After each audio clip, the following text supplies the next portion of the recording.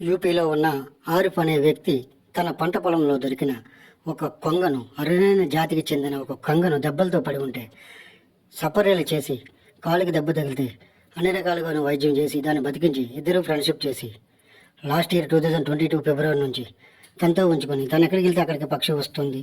అంత ప్రాణ స్నేహం వాళ్ళిద్దరిది.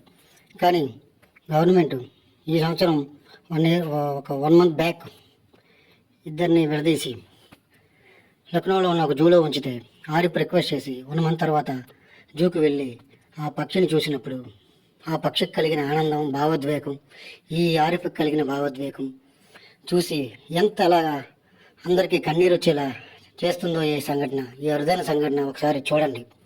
మీకు దీనికోసం బ్యాక్ న్యూస్ కావాలంటే ఆరిఫ్ లేదా బచ్చా, యూపీ, బాడ్మ్యాన్ ఇలా ఏదైనా గూగుల్లో సెర్చ్ చేస్తే మీకు లాస్ట్ ఇయర్ జరిగిన కథ అంతా తెలుస్తుంది.